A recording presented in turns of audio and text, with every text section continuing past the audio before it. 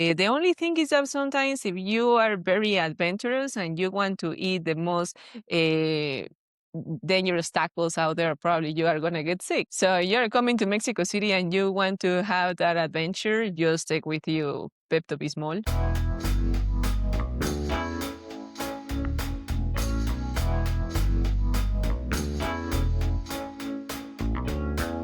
Hi, everyone. This is International Dribble, and I'm Chet Kona. Today, with less than a week before the tournament, our World Cup travel previews bring us south of the border to a North American neighbor, someplace I have never been, so I'm excited to learn a lot about, Ciudad de Mexico, aka Mexico City, also abbreviated CDMX or CDMX. And if you've missed any of our prior episodes on Philadelphia, Toronto, Atlanta, Boston, Dallas, Fort Worth, Seattle, Miami, or Kansas City, they are available in audio format wherever you get your podcasts or on YouTube.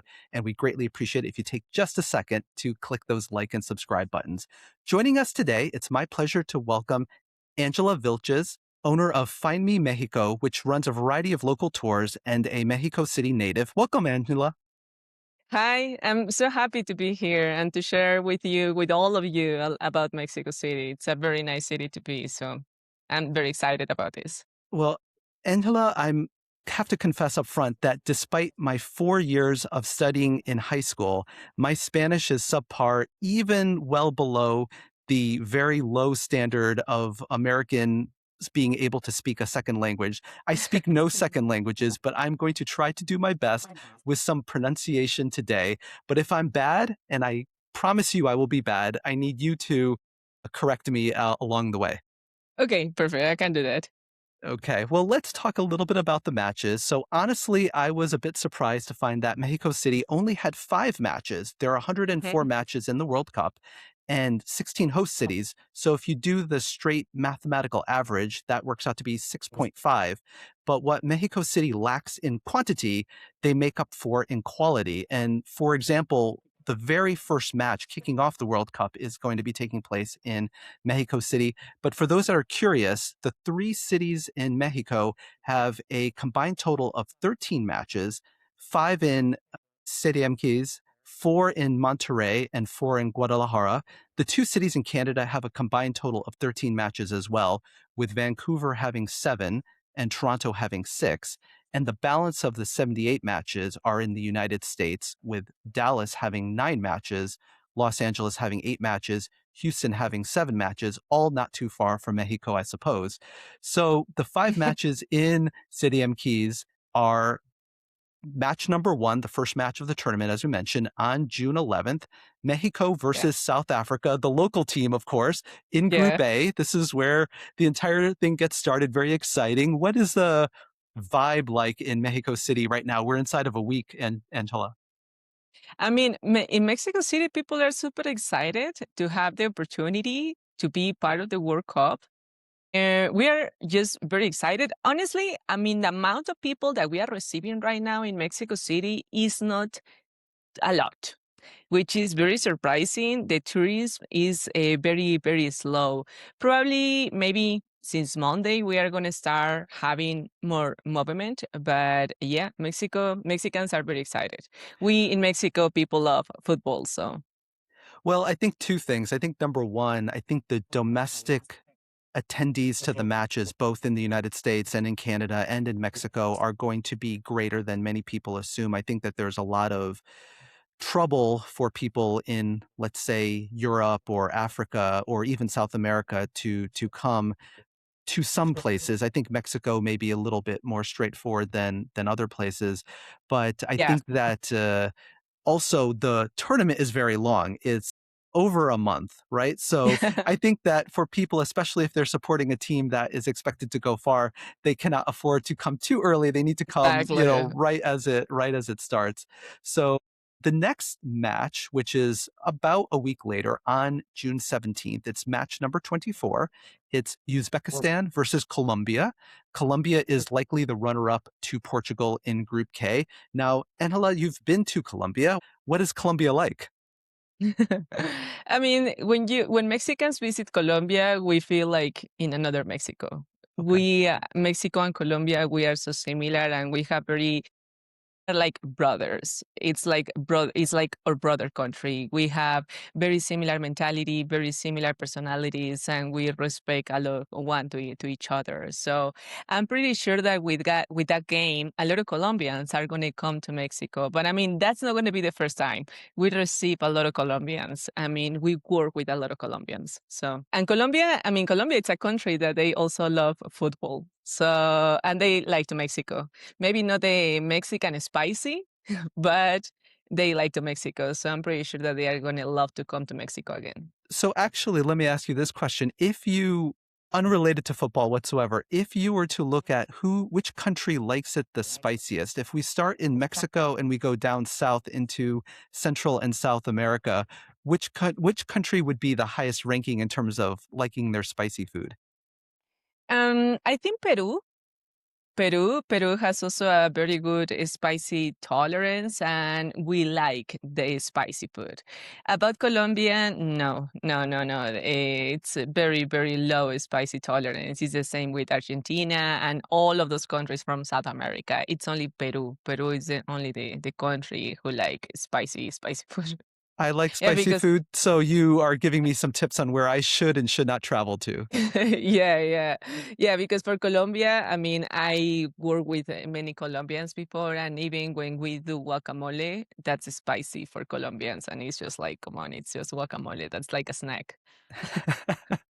And on June 24, we have match 53, Czechia versus Mexico, also Group A. June 30th, match 79 is going to be one of the knockout matches, round of 32. It'll be Group A winner. Mexico, of course, is the favorite. So that's yet another match with Mexico in Mexico City versus the third place team from either Group C, E, F, H, or I.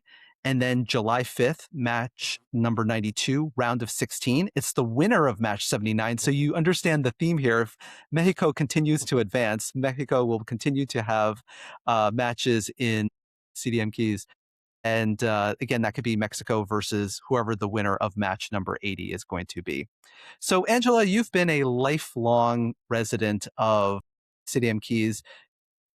Discuss for those that have never visited before, talk a little bit about the fact that it is the largest city and the largest metropolitan area in North America. So that's in United States, Canada, and of course Mexico in terms of population. What is life like in such a busy place? Crazy. It's crazy. I think, I mean, people who were born and raised in Mexico City, probably we had that mindset to be living like that. For us, it's just completely normal when we are talking about traffic, about protests, about everything that it's part of the city. So for us, it's just completely normal. And probably when you are in Mexico City all your life, you don't really have the idea about how big it is until when you start talking with another people. And when you start saying like, okay, I need to go to maybe to the shopping mall. I need to drive for 1 hour and a half. It's not that far. And people is like, what do you mean that you had to drive 1 hour and a half to go to the shopping mall? And it's not because it's far away. It's just by traffic. So Mexico City, it's a very nice city, but it's a big city. So we have a lot of population, we have a lot of traffic, we have a lot of things, but even like that, that's what makes Mexico City special, because when you are through those experiences is when you can really have the real experience. When was the first time that you felt, or maybe it was when you visited someplace else that was not as big and as busy as Mexico City? When was the first time you realized that, oh, where I'm from, where I live is very, very busy? Probably when I went to Buenos Aires in Argentina. Buenos Aires is a big city Yeah. too. But I remember that I went there and I stayed there, I think, for 5 days. And I was like checking the options to do, the museums to visit. And I did museums, architecture, because I mean, the architecture is super cool. But I did everything in 2 days.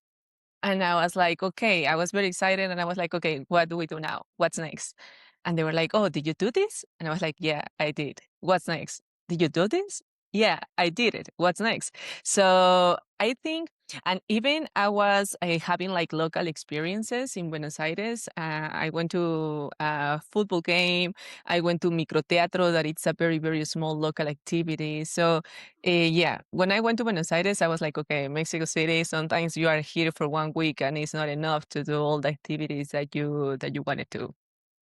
And was it because there wasn't as many activities, or was it because it was so easy to move around between the different activities, you were able to be very efficient with? No, I think it was not a lot of activities to do. And so what you're saying is by comparison, because like you mentioned, Buenos Aires is a very, very big city.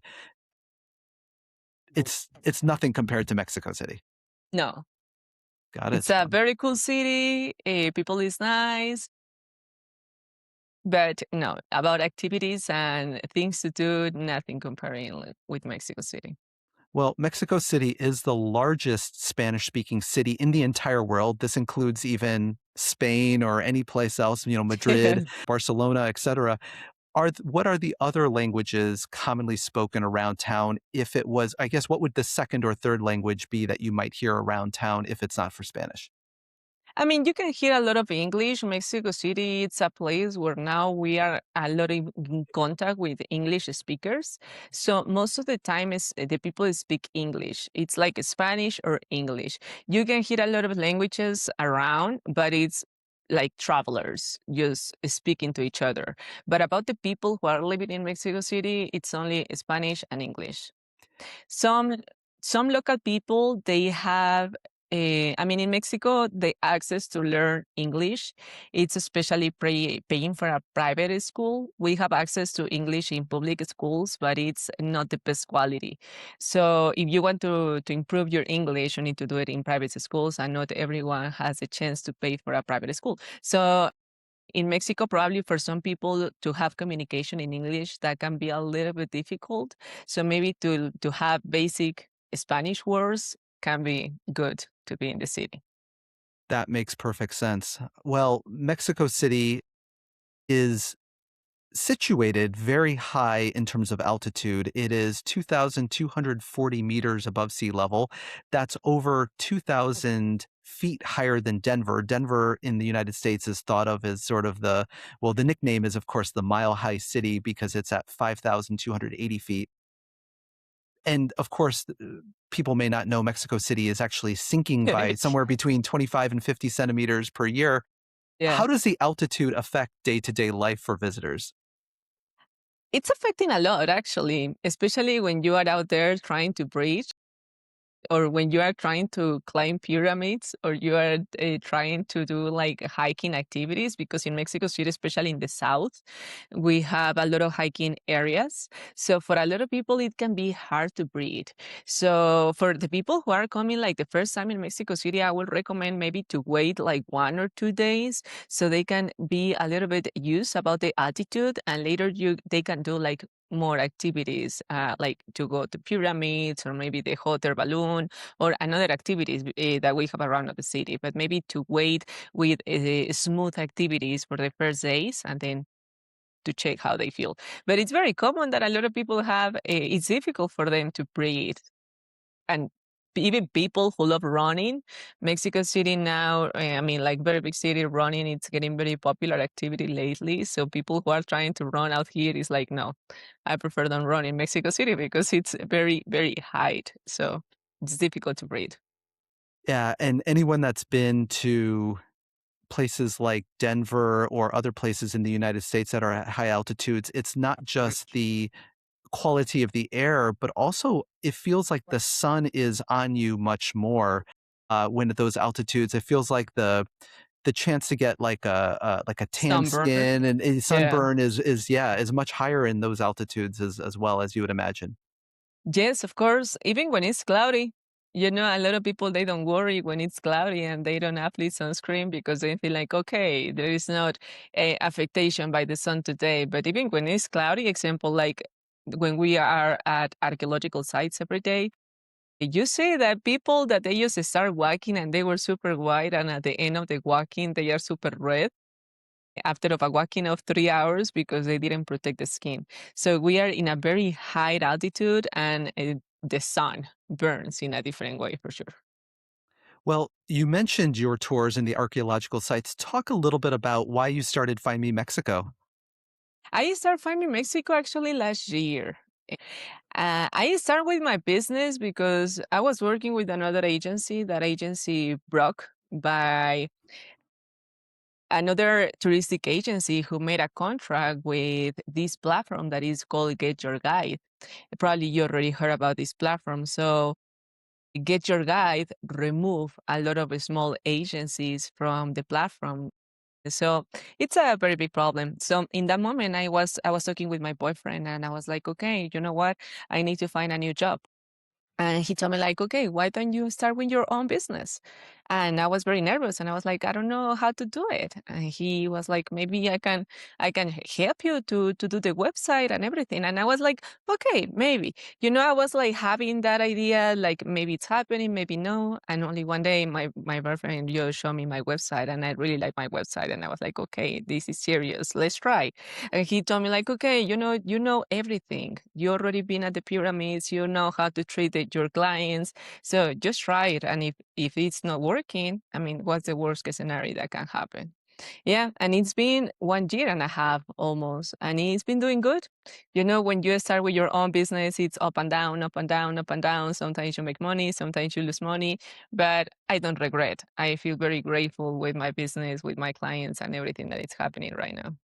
Well, I can attest that I have been a visitor to your website and it is very well laid out. So, well done by your boyfriend and by you to Yeah. make it really, I mean, it has good information, it has good videos, good resources. You have everything there. So, well done, Angela.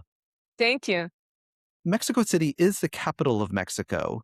Mhm. Talk a little bit about how does this show, like, how do you know that you're in the capital of Mexico? Is huge. You can feel it since you arrive to the airport by the amount of people that it's at the airport.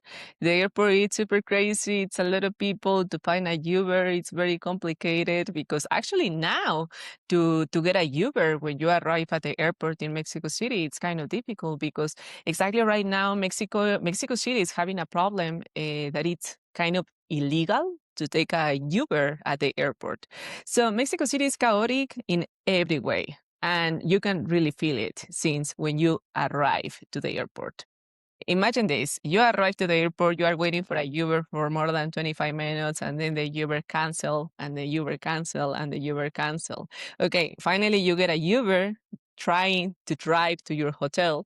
You're going to be driving for 1 hour and a half, and it's not because it's far away, it's just because you are stopped in the middle of the traffic. There is when you start feeling where you are, that it's a capital, that it's a very big city. And I believe you can take public transportation directly from the airport into the city center, correct? If you Yes. don't want to take a Uber or like as you say, it's very difficult to get an Uber. Yeah, actually, from the airport, because we have two airports. We have the airport that it's inside of Mexico City, and we have the new airport that it's a little bit more far away.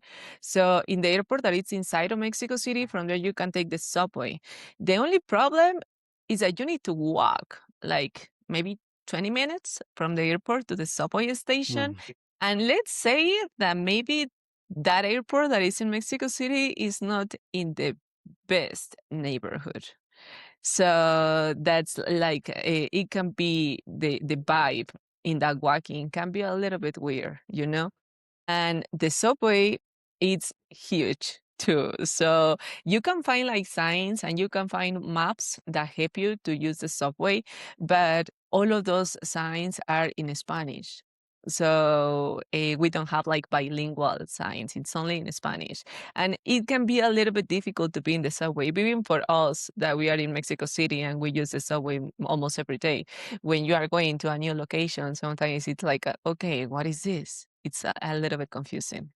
So which of the two airports? So there is, of course, MEX, Mexico City International Airport, and then there's Felipe Angeles Airport, NLU. Which airport is the one that's inside the city? The first one, Benito Juarez. Benito Juarez. Yeah, Benito Juarez. We have two different terminals. We have Terminal 1 and Terminal 2. Both are in need of the metro station in different ways. One like 5 minutes and another one like 20 minutes. And Felipe Angeles is a new airport that it's more far away. It's further away. Oh, and are Mhm. both equally served by international flights? Or a lot of times what you see in some cities, at least in the United States, is one airport is primarily for international flights and one airport is primarily for domestic flights if there's two airports in the same city. How about for these two airports? No, both airports are working with international flights and also domestic flights. Yeah. In different amounts, in different amount. Honestly, Felipe Angeles, not a lot of people like it. We don't, even the government and the airlines, they offer pretty good discounts if you go to that airport to try to use the airport more. And the people don't like it by the distance. So if you are flying into the primary airport, the one inside the city, the one that is somewhat accessible by the metro, what is your best recommendation for departing the airport? Do you recommend taxi, Uber, metro? Honestly, the best thing that you can do is to take a Uber. But when the Uber knows that they are on risk to get a fine to pick you up, they are going to drive to you and probably they see a police, they are going to cancel your trip. So if the Uber driver is picking you up, at least do it fast. Go in the car in a fast way. Because sometimes people are just like, oh, opening the trunk and then putting the luggage, and that can takes a little bit more time for the Uber driver because now the Uber drivers are getting fines to pick up people there. Do you And do you think it helps or would it be a benefit if you departed the airport? Let's say maybe not walk all the way to the metro station, but walk maybe halfway to to the the metro main station. avenue, yeah, yeah, to the main avenue, that's perfect. Because even the Ubers, they can pick you up easier there if you just walk to the main avenue. I think that would probably save, based off of your description of some of the nightmare scenarios, it seems like that would be a good way to save some hassle. Yeah, and if that's not working, you can just walk to the subway station.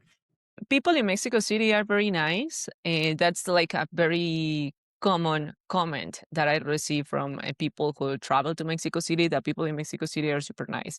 So I'm pretty sure that if you need like some help in the subway, in the metro, and if you ask to someone, for sure they are going to help you.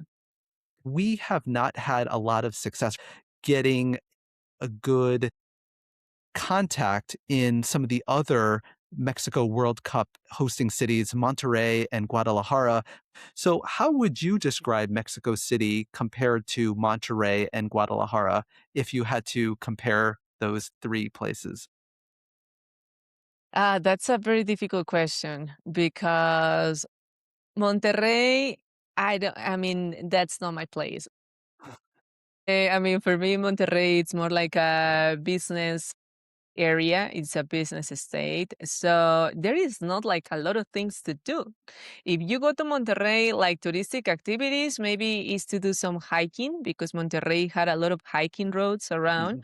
Mhm. There is a hill called La Silla. So maybe you can go there and there is just a park Okay. and that's it. There is not like nothing else to do. And also, in Monterrey, you need to have a car. There is also some Uber that you can move to some place to the other, but if you have a car, that's so much easier. So if you rent a car, that's going to be too much better if you are going to Monterrey. Yeah, and I think in Monterrey, because of all the industry and the business, I think that you're going to have a lot of expats from all different countries around the world. And I'm sure that there are football fans. Of course, football is the most international sport. So Hmm. there will be football fans from all over the world, and all those people will be stationed in Monterrey, maybe with their company or whatnot. So I think it will be convenient for them. But yes, maybe not a lot of touristic activities like you say. What Yeah. about Guadalajara? Guadalajara, it's a cool city. I will go. If I'm coming only for football, and I have the option to go to Mexico City and Guadalajara. Both of them are super cool. Guadalajara, it's a place that you can find a lot of activities. And mariachi and tequila is from Guadalajara. So for sure, you are going to have fun. And people there are nice too. So Guadalajara, it's also a cool place if you're coming to Mexico. While we're speaking about travel, and I know that we talked about escaping the airport. And I do mean that in a way because it sounds like it's not straightforward. You almost have to escape like you're escaping from a jail or something like that. So talk a little bit more about the metro and all the different modes of public transportation. I believe it's called the Integrated Mobility System, or MI for short. Is that correct? Yeah, yeah. It's I mean, for the public transportation, you can use a card. It's only a card that you can buy in every station. Can be in the subway station, can be in the cable car station. I mean, the what's the name of this? The gondolas. That is the The trolley cable. bus? No, no, no. It's not the. We have now like small gondolas. Okay, okay. Yeah, yeah. Yeah, so there is another one that is called Metrobus. So for every public transportation around the city, you need only one card. That's it. It's the same card for all of these. So it's very easy. And you mentioned, though, that all the signage is in Spanish, but if you have a tool, let's say, for example, you have a tool like Google Maps, you have an app on your phone that will translate it into whatever your native language is. Is Google Maps a good way to move around the city? Yes. Yes, of course. And even Google Maps make it easier because now in Google Maps you can choose the way to be around of the city using public transportation. Google Maps it's the best way. If you Uh, are driving, if you are driving in Mexico City, I won't use Google Maps. Probably I will use another app that is called Waze. Probably you already know Waze mhm. because Waze shows when the streets are blocked. And that's something that it's not happening with Google Maps. And it's something that sounds like it happens frequently. It happens often. Oh, yeah, yeah, yeah, yeah, yeah. Yes. And what's the main reason? Is it mainly due to construction, or is it due to like strikes, or is it what is the main reason that streets are blocked primarily? Protest. Protest. And what are people protesting mainly? It just govern different things for the government, whatever the flavor of the day is? Yeah, yeah. I mean, lately protests in Mexico City are happening I mean, we have protests like every day. Where I live next to government offices. So it's like something that I see every day. Protests, people like yelling. So it's something that I see every day. But lately, the protests are happening more in Mexico City, and the reason is the World Cup. Yeah, so now the protests are super strong because they want to have a solution about the problems that they are having, and obviously they need to find a solution before of the World Cup because when the people are coming to Mexico, the government don't want that the travelers see protest. So they are putting like a lot of pressure right now. So they're taking advantage of the fact that people are coming in for the World Cup and other activities, and they know that the government will be more willing to listen to them in this sort of moment of high tension than they would normally. Exactly, because I mean, by the World Cup, Mexico City changed a lot. Like the government gave like a good change to the city. They paint a lot of things. They put a lot of street art, very nice murals. They put a nice color in the bridges. They put a new pavement in the city. So they change a lot of things because they want to give like a good impression to the people who are coming for the World Cup. So just imagine that you are coming for the World Cup and you go to the historical center of Mexico City, and all the streets from that beautiful area are full of people sleeping in tents because Yes. they are waiting for a resolution. So for a solution, so the government right now, the protests are happening very bad, and it's especially in that area in the historical center for Mexico City. Yeah, I believe there's over $500 million in upgrades to the airport and all around town, like you say. So it makes sense to me. And I think Zocalo is the historical center that Mhm. is where these protests are occurring. Yeah, it's because, I mean, since the last president, Andrés Manuel López Obrador, in Mexico, we have also a presidential house that is called Los Pinos. So there is where our presidents live. But since the last president, they just took the decision to open Los Pinos like a museum, and they start moving. I mean, they moved to the National Palace that is there in the Zócalo. So all the protests right now are there in the Zócalo. Well, also the Zocalo is where the FIFA Fan Festival will be taking place. Yeah. So that's where they're now. Granted, I think they also are saying that there will be 18 other locations because, like you say, Mexico City is a very big place and it's very difficult to get from one part of town to opposite part of town. So they have 18 smaller fan fests, but probably the main fan festival and where a lot of the tourists will go will be in Zocalo, which is yeah. Yeah, because I think, I mean, it's a very nice experience because even if you are not going to the stadium for the game, if you go to the Zócalo, that's going to be also a nice way to experiment, to have a World Cup with Mexicans.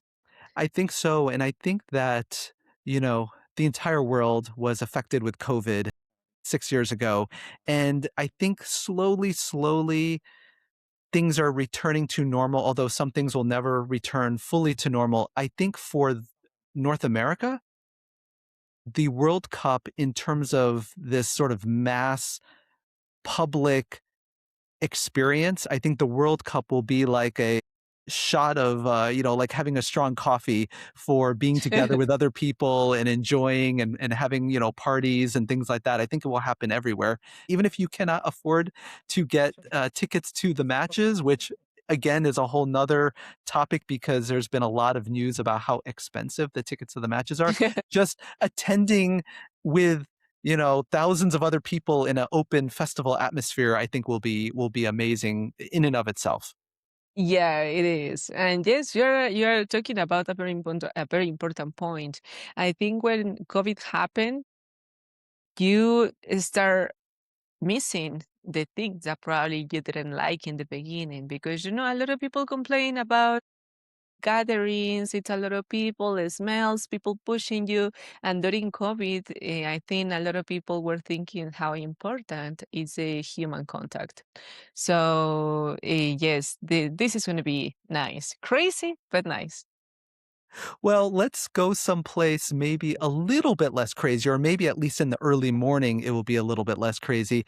Let's talk about a place that you bring visitors to all the time, and that's Teotihuacan, the pyramids. And so, talk a little bit about your tours. Talk a little bit about what a typical agenda for a visitor to visit the pyramids feels like. I mean, for me, Teotihuacan is an amazing place. It's a place that it's been my office for the last 7 years. You have a beautiful office. Yeah, I know. It's a beautiful place. So in my tours, it's a tour that we spend like 3 hours, 3 hours and a half walking inside of the pyramids. When I start with the business, I was having like a lot of ideas, like okay, maybe I can do Teotihuacan and maybe to visit the Basilica of Our Lady of Guadalupe or the Shrine of Our Lady of Guadalupe, but both places are huge. If you do both places on the same day, you are not even looking one place and you are not even looking the other place. So Teotihuacan actually is the second biggest archaeological site from the world. And for me to spend there 1 hour and a half, it's super sad. I like to travel too, and when I went to Peru and I went to Machu Picchu, I had a very bad experience because my tour guide, he was not like sharing all the information that I wanted. And when the agency asked me, like, okay, how was the experience? I was like, okay, I'm sorry, but it was kind of disappointed. And they told me, like, okay, we can give you a refund. But it's not about the refund because if it's about the refund, they have to give you the refund about your flight and about the hotels because you don't have another day. to spend in the day, in the place. So Teotihuacan, in the tours that we do, it's a place where we visit the entire site. We have three different pyramids: the sun, the moon, and the feather serpent. And we see the three different pyramids. We walk in neighborhoods, in houses from the people who were living there 2,000 years ago. And when you start seeing that side of this amazing place, you can understand how the people who built that place were people like us, and that the history that happened to them, it can be a history that can happen to us.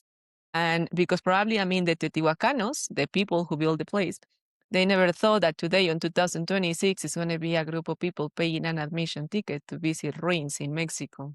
And it's when you start thinking, okay, maybe in 2000 years it's going to be another group of people paying an admission ticket to visit my place, my house, my apartment.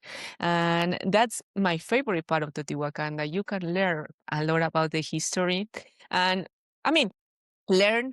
Sometimes we do something about it, sometimes we don't do about it. Have you ever heard this? That when we don't know about history, we repeat the same mistakes again and again and again and again. And Teotihuacan is a perfect example. It's an amazing site. What is the most surprising thing that you found out when you visited? I mean, the most amazing thing about that place for me is that nobody knows nothing. I mean, the history from the place is just a mystery. Nobody knows it. We don't have writings, we don't have manuscripts. And it's not because they didn't have it. For sure they had it. They were very smart people. The most crazy part is that it didn't survive to the time. So maybe we can see the pyramid of the sun, and probably that's not the pyramid of the sun. Probably that's the pyramid of the moon, or different things. I mean, about that place, nobody knows nothing. And it's so amazing how we can make interpretations, our own interpretations, and we can read interpretations from many archaeologists, because you have no idea how many archaeologists are obsessed with the history from that place. So you can read different versions, and all the versions have a point. And it's like, okay, we don't know nothing. It's And to give it some context, this is pre-Aztec culture, right? So this yeah. is, like you said, 2,000 years ago. This is 300 BC, something like that, or before that? It's around of 150 BC. Okay. From 150 BC to 650, 780. So it's a civilization who were there for 8 centuries. Wow. And then, so then the Aztecs came in at what time period? The Aztecs came to Teotihuacan when Teotihuacan was already abandoned. Imagine that the Aztecs used Teotihuacan like an Airbnb. You don't do nothing about the construction about that place. You know, you can maybe reuse it for ceremonies, for rituals, but that's it. Teotihuacan was already there. That's why, I mean, when you are listening, I need to be honest. Sometimes when I'm walking there and I can hear the explanations from another people, and you can hear that they are sharing Aztec history in a place like Teotihuacan, and it's like, no, no, no, come on, wait. You can share your Aztec information in Mexico City. This is an independent place. Yeah, it's Teotihuacan. It's just very different. It gets somewhere around 1.3 to 1.5 million visitors per year. Yeah, How busy does it get, and what do you do as a tour guide to avoid the crowds? the place opens at 8. And when the place opens, I'm one of the first person already there with my group. Example, Mondays. Mondays are very busy days for us at the pyramids, because the museums from Mexico City are closed. So when the people are coming to Mexico City and they want to do an activity on Mondays, the only activity open is Teotihuacan. So Teotihuacan, it's a very busy day for us. So I know the site. I know the site. So I know how the crowds work. And I'm always trying to beat the crowds. We have 5 different access at the pyramids, and I try to use my access to try to go in the opposite way of the crowds. Sometimes it's impossible, but I mean, that happens not very often. I believe your tour picks guests up from their hotel or wherever they're happen to be staying, what time of the morning, if you're arriving there around 8 a.m., what time in the morning are you typically picking up your guests? I pick them up around 6:20. From 6:20 to 6:50, I pick them up at their Airbnb or their hotel, and I prefer to do it like that way because if I do it 1 hour later, the traffic from Mexico City it's going to be very difficult to be driving around the city. So, example, if I'm picking up people in the morning from I don't know from 6:20 to 6:30, if I do it 1 hour later, that's not going to be only 10 minutes. That's going to be 25 minutes. Yeah. So the reason why I choose to do it in the morning, it's first the traffic, the crowds, but the main reason is the heat. The heat. And also for folks like me that have never been there, it's worth mentioning that Teotihuacan is about 1 hour drive if there's no traffic from Mexico City, something like that. Yeah, like 50 minutes, 45 minutes driving. It's not far away. The only thing is the traffic. But in the mornings, we find the highway by ourselves. It's just like only us. And I know that over time there were some periods where they would not allow visitors to walk up the steps of the pyramid. What's the status currently in terms of access to the pyramids? Pyramid of the Sun, that is the biggest temple, it continue prohibited to climb. It's not possible to climb the Pyramid of the Sun, and this is for preservation. And Pyramid of the Moon, it's allowed to climb just the half of the construction, just in the half of the construction. Not all the way to the top, because on the top of the Pyramid of the Moon, we have damage by erosion reasons. So the top is not completely flat. It's not smooth. So we can climb, but it's just a half. But when you do it, you know that you don't need to do more.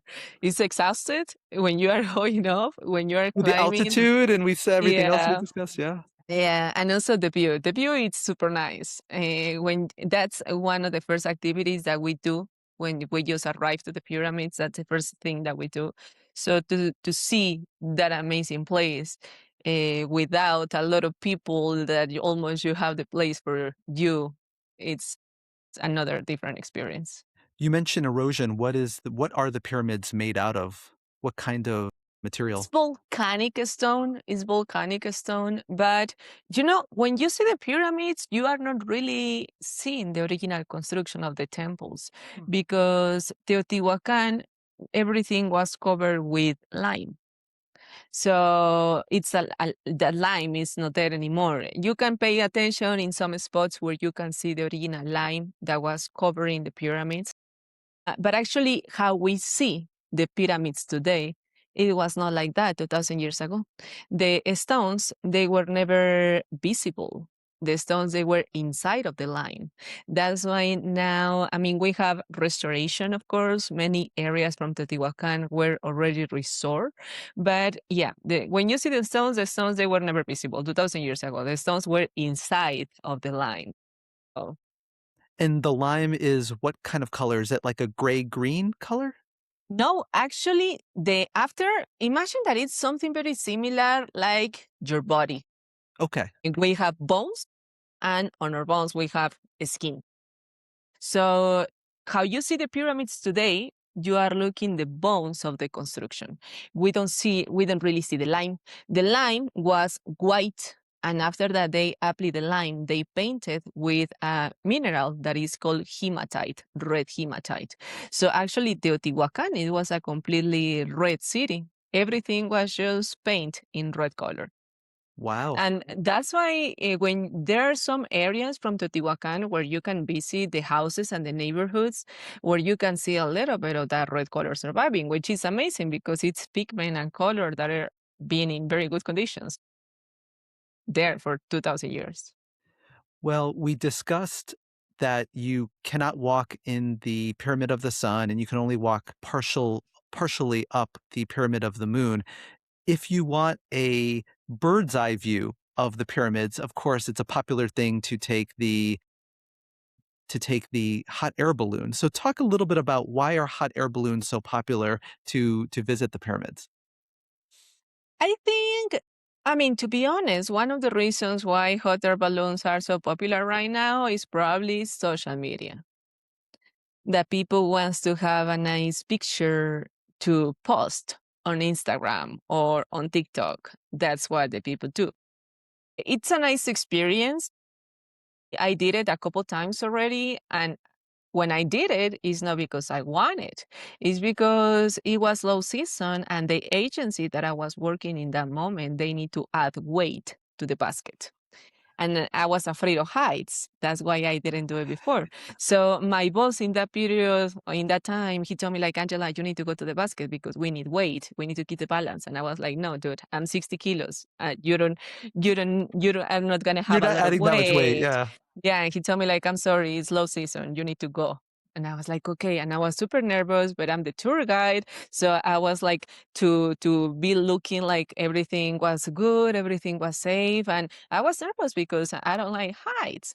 Honestly, I was very surprised because I thought that it would be like a stressful moment for me. But when I was already up and I was seeing Teotihuacan, I was not thinking about how afraid I was. I was just so impressed about the experience.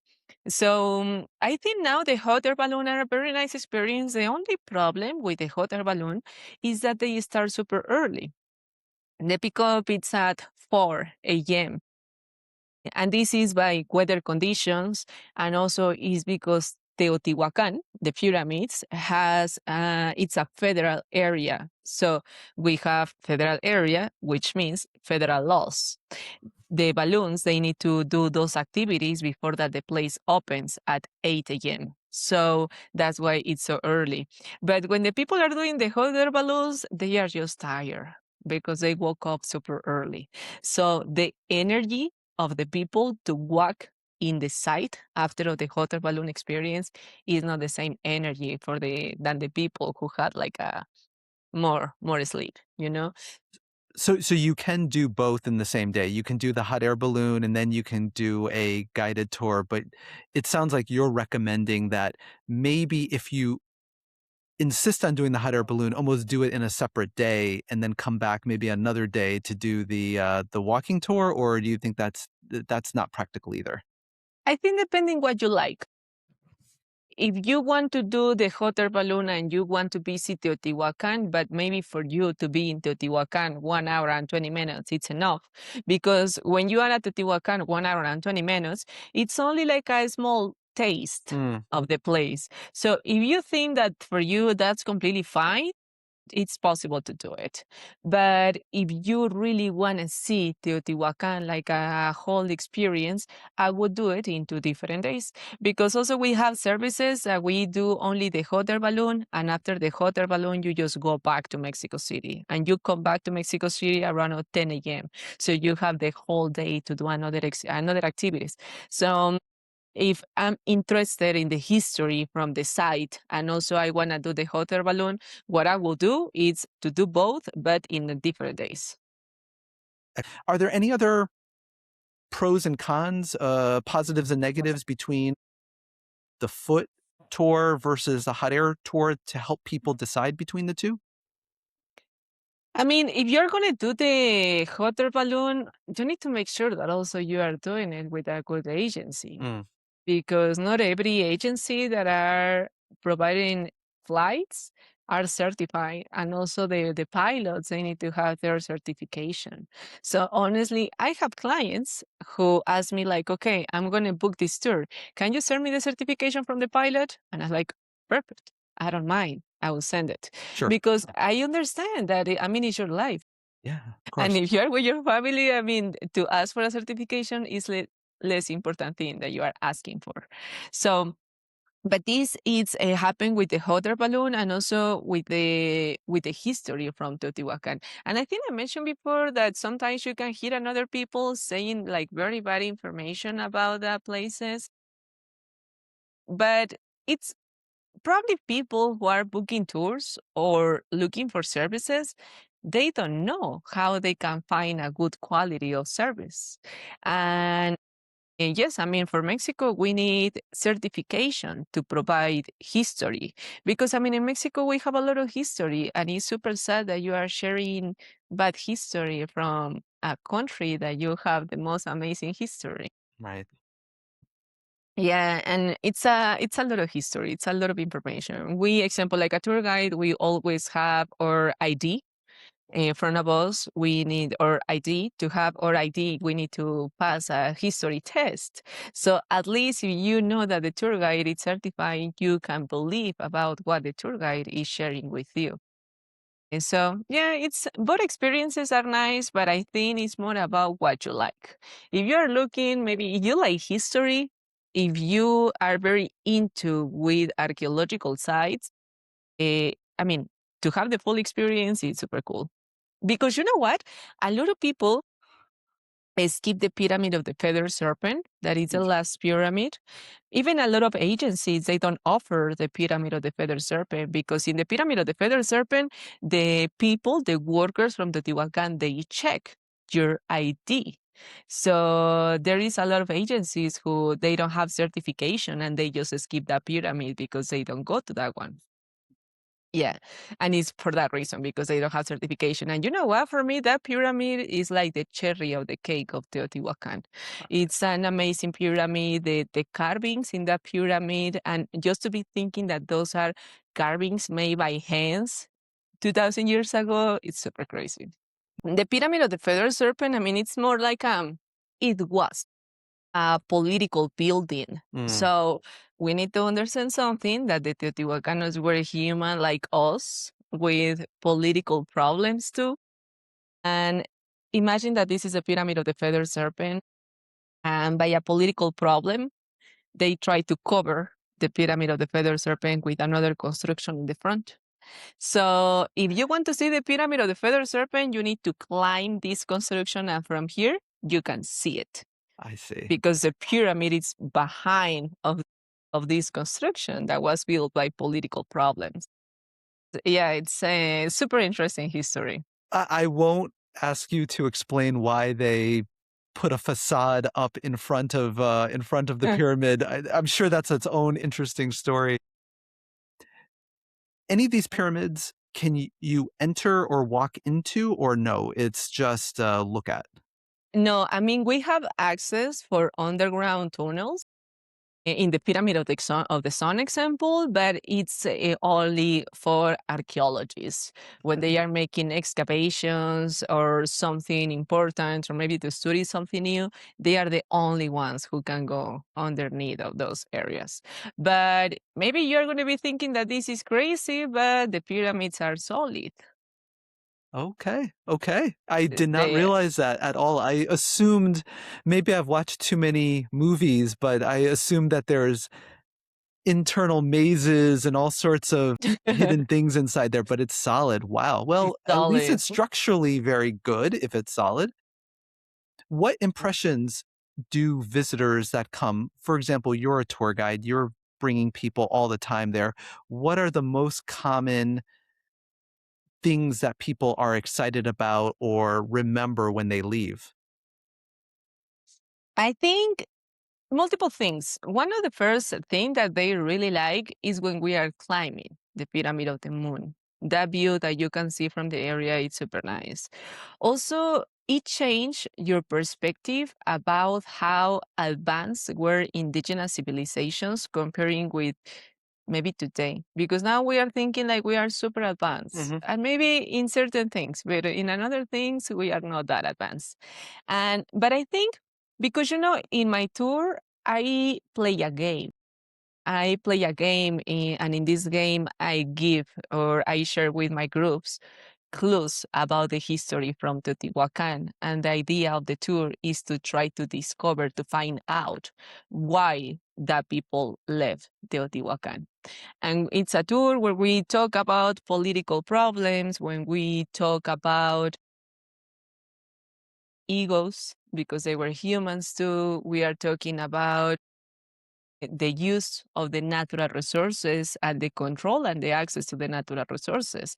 And when you start making those comparisons with the problems that we are having today, that we continue having problems, our wars, our many conflicts by resources and by political mentalities, is when you start connecting a lot of history with the way that we live today. I think you just, when the people left Teotihuacan, they just are living a place that they respect, that they don't even know that it will be the history from that place like that when they just arrive in the morning. When they just arrive in the morning, they are just drinking coffee, probably try to wake up and to have more energy. And when I start sharing more information, more information, more information, because you need, I mean, like a tour guide, also you need to know when is the best moment to share information. Mhm. You can just share all the information in the morning and then just be quiet because in the morning people are not very awake. So you need to a little bit study your client and to know when is the best moment to start sharing more information or to start making questions so the people you keep your group interested in the history from the site. So when the people left Teotihuacan, they are living with another perspective than with the perspective that they had in the morning when they just arrived to the site and maybe in their mind they were just like thinking, oh, I just want to have a picture.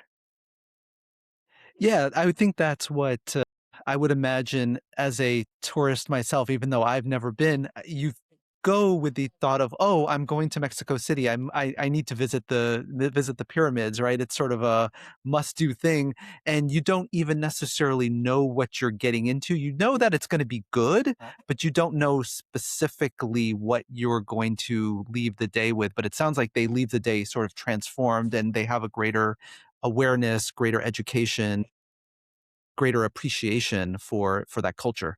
In addition Yeah. to having wonderful pictures as well. Yeah, yeah, yeah. I mean, I think it's a service that you need to be a photographer, you need to share history, you need to know when your tourist it's almost passing away because it's very hot. You can just see when they are sweating and they are getting white, and it's like, okay, guys, we need to take a break. You need to just pay attention to everything. Well, even though Teotihuacan is a gem of any visit to Mexico City, but like you mentioned, I think at the very beginning, Mexico City is huge. So, Mhm. what are some other popular places and things to do for visitors to Mexico City, besides the pyramids? I mean, there is a lot of museums.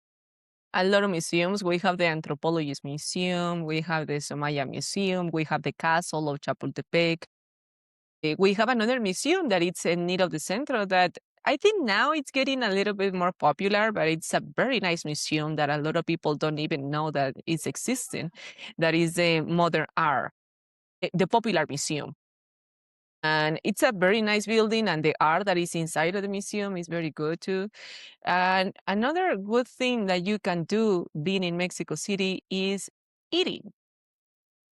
Eating. It's very difficult to be on diet when you are in Mexico City. In Mexico City, the best food is something that we call garnachas. And the garnachas is all that type of food that is super greasy. They use a lot of grass and a lot of flavor, and it's a lot of. We have a lot of different dishes. I mean, we have a lot of different food in Mexico City. I think Mexico City is very popular by the tacos. There is a taqueria that is super popular in Mexico City that is called Orinoco. Those kind of taquerias are only for tourists. Okay, The locals, we don't go because locals, we don't really think that it's a good taco. I see. But yeah, but you know what? I think sometimes when we are traveling, we are so worried to do local things and not touristic things, and we forget that we are tourists. Yes. So sometimes maybe to have a combination of both is good. The only thing is that sometimes if you are very adventurous and you want to eat the most uh, dangerous tacos out there, probably you are going to get sick. So you're coming to Mexico City and you want to have that adventure, just take with you Pepto Bismol, just in case. Wow. Well, so you mentioned getting sick, and when you say getting sick, I assume you mean mainly probably from like the spiciness level, but also I know that when it comes to things like street food, when it comes to drinking water, you do have to be careful as well, right? So talk a little bit about just how to avoid any common mistakes in terms of eating and food safety when you travel to Mexico City. You mentioned something very important that is about the water. And you know what? A lot of people get very scared when they are in a restaurant and they just receive a cup with ice. Mm. And they are thinking that they are going to die. Like, no, no, no, no, no, remove the ice. And you know what? In Mexico, long time ago, that used to happen. That the people in the restaurants they were not using like tap water to make the ice. So right now, if you come to Mexico City, you are gonna be fine because now we have companies selling very big bags of ice. So all the ice that you are getting in the restaurants and taquerias is completely fine. It's just good water. Well, and I can tell you that growing up in the United States, there was a period of time, and not even maybe that long ago, I would say in like the 1990s or even maybe the early 2000s, where they were running ads, commercials on television that were warning folks that were traveling to Mexico or maybe some of the Caribbean islands and so forth to be careful of the ice in the drinks. I don't know if it was run by the government or who was running it, but I have these like vague recollections of these things. And so, yeah, I would probably have the same reaction if I did not know better, if I wasn't speaking with you.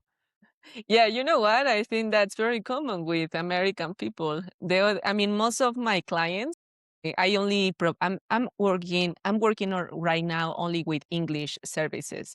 Okay. So most of my clients are Americans and Canadians. I receive Europeans, Germans, but most of the time are Americans and Canadians. And the other day I was having a conversation with one of my clients, and he was from United States. I don't remember exactly where. And he told me that he went to a bar and it was a bartender and the bartender was making like a drink and the guy asked him like, oh, is this ice okay to drink it? Right, right, right. And the bartender just looked at him and he was like, oh, you are American, right? And he was like, yes, how do you know? Like, because you are asking about the ice. And now that you are telling me about that commercial probably has sense because most of the time the people who are worried about the ice are people from United States. Well, I think Americans are known for two things. Well, in general, people from North America are known for two things. Number one, Americans, again, like you say, probably we've all watched these same commercials warning you about the ice. So, number one is that. Number two, especially if you compare people from North America to people from Europe, they always comment, Europeans always comment about how people from North America love ice in their drinks. Europeans, ice in their drinks is not even really a thing. But in North America, I think it's very common to have ice in drinks. Yeah, I think also in Mexico, Europeans have ice on drinks, especially by the weather. I mean, in Mexico, we have good weather almost all the time. It's Right, hot. So, and if you're getting a Coca-Cola and the Coca-Cola is not in the right temperature, probably you are going to add some ice. So right. Europeans also get ice too, but it's more an American thing. I see. So ice is off the table. It's not a concern. You're going to be fine. In terms of street food and street food vendors, any tips for navigating that from a food safety perspective, or just in general, how to find the best street food vendors? Okay, I think a good thing to know if the street food is going to be fine or not is to always take a look of who is handling the money because you need to have if there is only one person who is making the food when someone is on a pay to that person puts like a plastic bag or use a glove to get the money. If you see that the person is just getting the money with their hands and then continue cooking, it's like That's no, no, no, actually funny. no, yeah, no, no. That's the first red flag. Like no, this is not the place. And also, where you can find, how do you know where you can find good food? you can take a look, and where you see a police eating there, for sure it's a good food. In Mexico, I mean, it's not like a legal thing that it had to be like that. But most of the time, the police, they eat for free. Mm. So they have a lot of options to eat. So if you are not paying for food, you can choose. Right. And you're going to choose the Yeah, best, of course. yeah. You can choose the best. So if you see a group of police or a police sitting there, for sure you're gonna find good food. I see. And so, of course, Mexican food is found everywhere in the United States.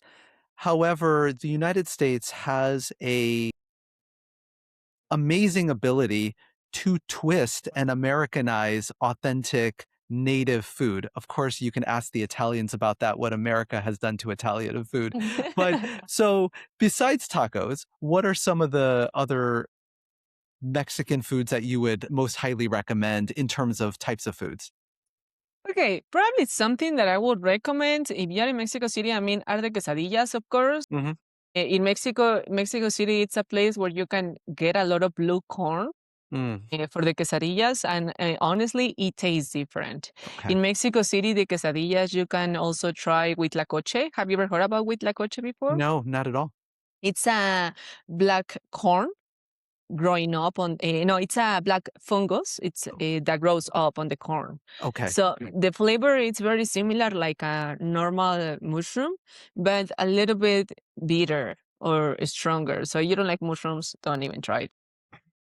But it's a different taste. Also, something that is very good in Mexico City are pambazos. I don't know why a lot of people skip pambazos when people are coming to Mexico City. I mean, this is like a dish that most of the time Mexicans eat during the Independence Day on Okay. September, but you can find it every another day of the year. So pambazos is like a bread. You dip the bread inside of a sauce, but then you grilled the bread, so Okay. it's kind of crunchy. Okay. You open the bread, and inside you have to put a chorizo with a potato, sour cream, lettuce, and it's just like a torta, you know. Okay. But it's a very different flavor. So pambazos, it's one of my favorite food from Mexico, and it's so delicious. Pozole, also, it's a good place to eat pozole. I know that probably restaurant chains are not the best where we are talking about food, but in Mexico City, we have a chain that is called La Casa de Toño. And La Casa de Toño has a very good pozole. Actually, Toño, I mean, that's the name of the restaurant. Toño, it's a man who started with his own business selling quesadillas in a neighborhood in the north of Mexico City. And his quesadillas started getting very popular, and he opened the first restaurant. And then it was a lot of people going to eat pozole there, and now it's a chain. So continue being like a business for someone, because all of those chains belong to a person that is Hmm. Toño. But honestly, it's a very good food. I'm not vegetarian, but the vegetarian pozole from the place, it's so super, super good.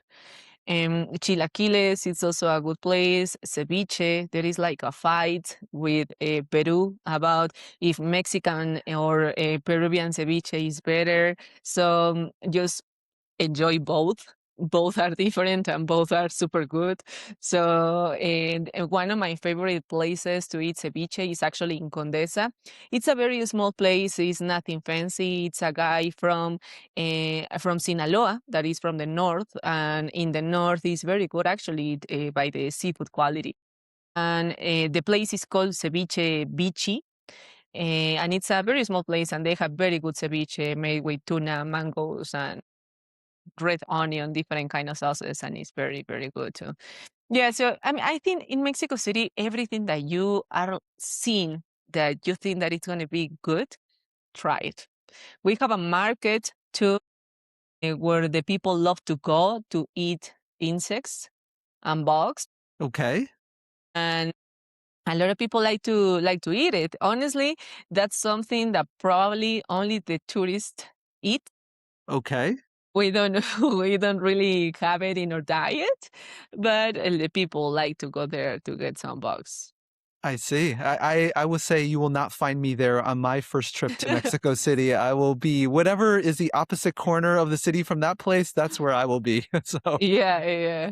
Maybe we can eat the grasshoppers. yep. Grasshoppers is maybe something that we can eat when we are drinking mezcal. Mhm. But beside that, all of those bugs that they are selling in the market, that's not part of our daily diet.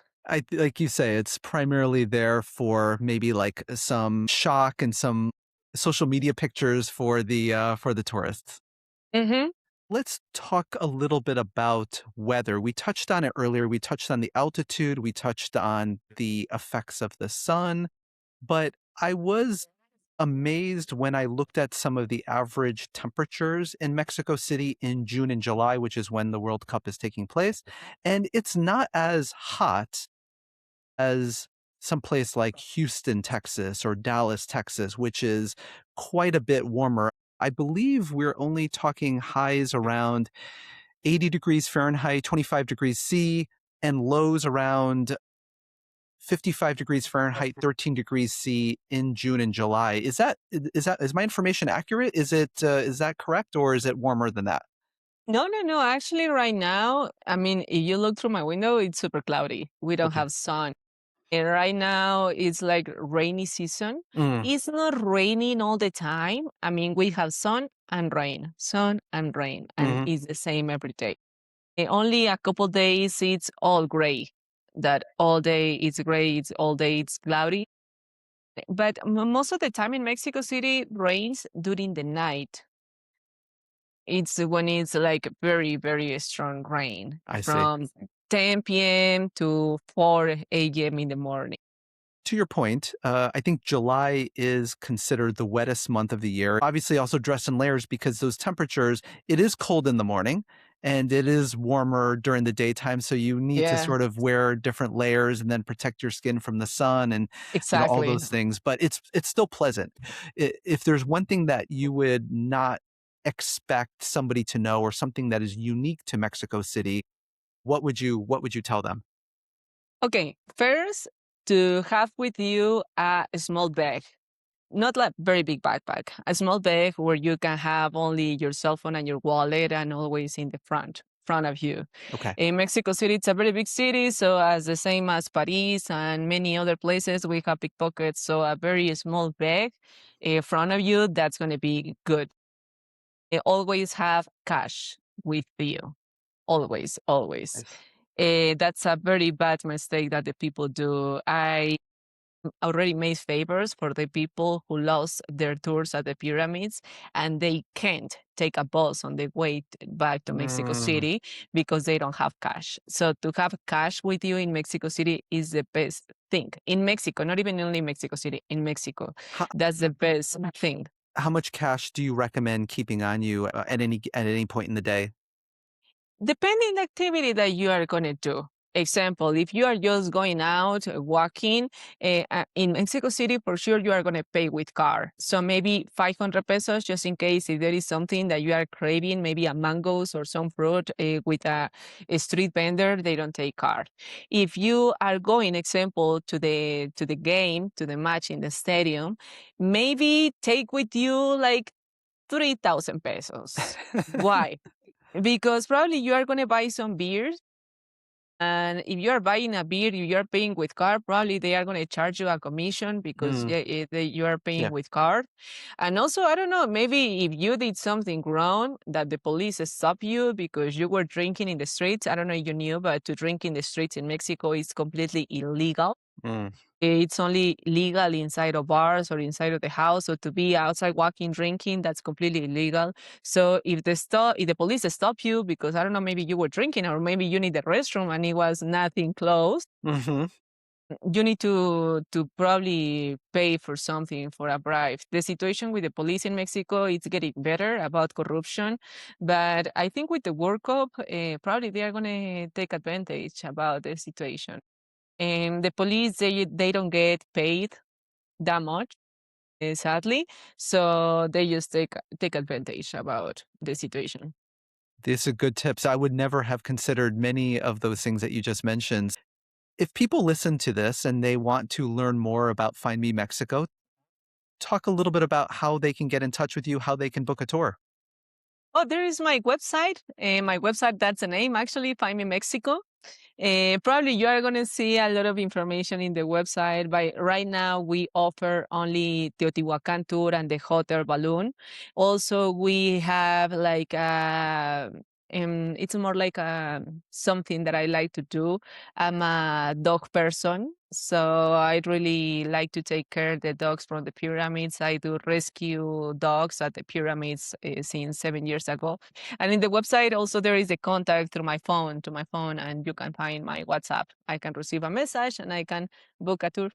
I can attest to that works because that's how I found you. So I appreciate you for joining today. And really, like I said, I did not have much success with the other cities that are hosting the World Cup in Mexico, so Monterrey and Guadalajara. So you were really my ambassador to all of Mexico, not just Mexico City. So Angela, thank you very, very much for that. I think you're also on Instagram as well. I think it's what Yeah. at Mexico Find Me is your handle. Yeah. Any final words that you would like to say to the people about visiting Mexico and visiting Mexico City specifically for the World Cup? I mean, visit Mexico. Mexico is super cool. Not only Mexico City. In Mexico, it's a country where you are going to find football, good food, nice people, and a lot of things to do. Not only in Mexico City, we have a lot of things to do around the country.